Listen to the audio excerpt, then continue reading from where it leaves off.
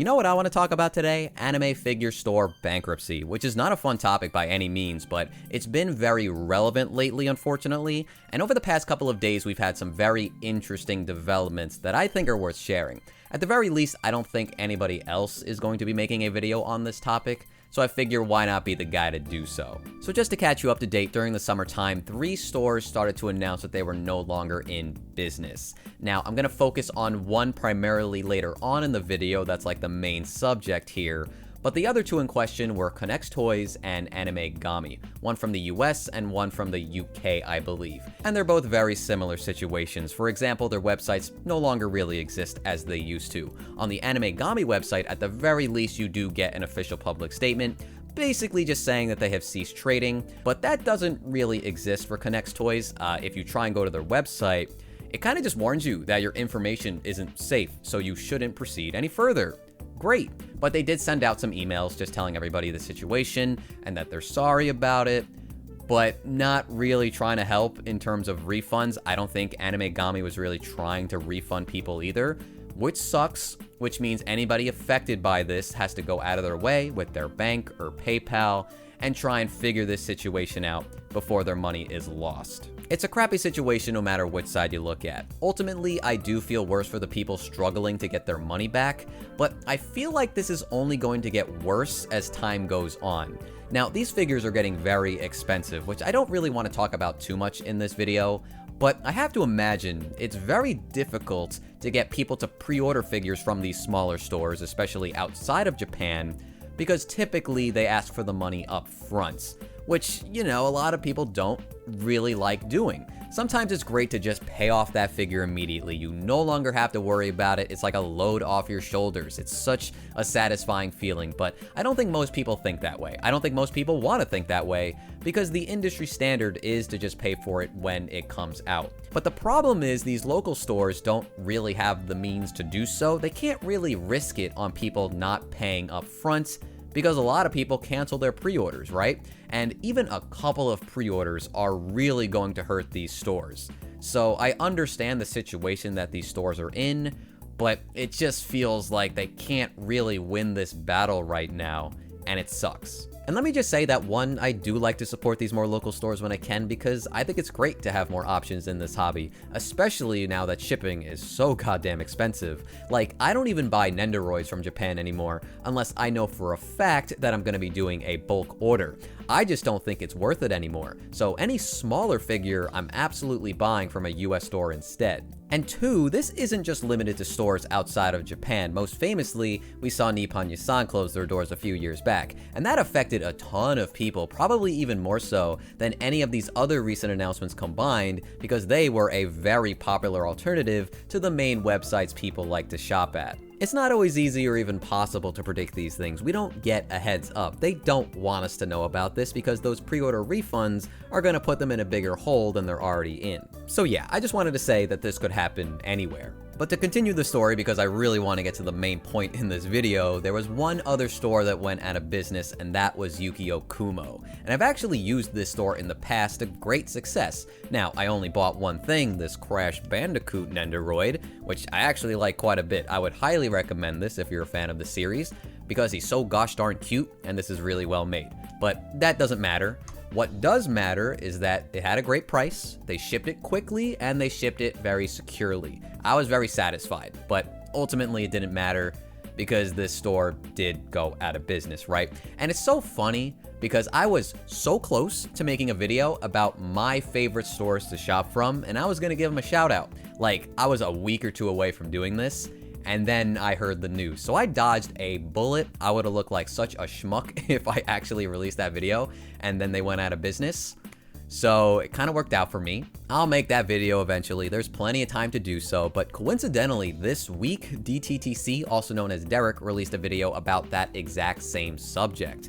And since he's in Canada, he's gonna be talking about different stores than me. So I'm just gonna say, go check out his stuff. He makes great content. I highly recommend it. But let's continue on with this video, right? Yuki Kumo. They took down their website like the others 2 did, but eventually it came back. Now, this website, as nice as it looks, you can't actually buy anything from it. It looks like it's functional, but it's essentially frozen. It's in stasis. So as tempting as that Summer 23 code is for 40% off, don't try and buy anything from it. Now, I don't know if this has any significance that the website is up, but I just wanted to point it out because I thought it was interesting. But what's more interesting than that is this right here. Yuki Kumo's assets, including $650,000 worth of anime figures and its intellectual property, are going to be sold at a public auction. Not just an auction, a public auction, which means you can buy some of these figures. And I don't know exactly how I feel about that, if this is merchandise that people have gotten essentially ripped off on because they never fulfilled those orders. But man, this is a situation that I can't recall ever seeing before in this hobby, right? Maybe it's happened in the past, but I was pretty caught off guard when I saw this on the Anime News Network of all websites. Now, there's not too much information that we really need to go over on this page. It does state that it will close on September 26th, which is about 2 weeks away, I believe. And if you do win anything, you're responsible for picking it up. They do not ship. You have to figure that out yourself or live locally in Los Angeles, or I guess around the area, right? But let's head on over to the official page, 360 Asset Advisors, where we get a little bit more information on this bidding. Scroll down a little bit, $650,000 retail inventory, scale figures, action figures, prize figures, plush apparel, toys, gifts, plus intellectual property, including the trade name, URL, established Shopify site with over 40,000 customers, which I don't know if you would really want to buy Yuki Kumo, considering I don't think many anime fans are really happy with this brand anymore, but you could do that, you know? I don't know how that's gonna go down, but certainly interested. Important note down here, the Shopify site shows a significant volume of unfulfilled paid orders. Don't like that either. Now, this is all nice, but we could actually view the items and actually bid on them. Now, there's 673 items on this page. I don't know if anybody has bid. I don't have an account on this website, so I'm not going to be placing any bids. I'm also not going to be flying to Los Angeles to pick these items up. I don't think it'll be worth it, but you might have an opportunity here. I feel like stores are going to be the ones placing the bids on these items that live around the area. But hey, you never know. You might actually catch them slipping on some stuff. Here's a Toho figure for Flandre, but I certainly don't need that anymore. I just think it's kind of crazy, you know, just going through their inventory, all the stuff that they couldn't sell. I almost feel like that's more interesting than actually bidding on the items. But it's just such a crazy situation to me. I just didn't expect this to be the outcome of the Yuki Kumo situation, because just like the other two stores, people were trying to get their money back from them. And, you know, since I wasn't personally affected, I don't know how that went. I'm assuming a lot of people did get their money back, but considering that other statement, probably not enough.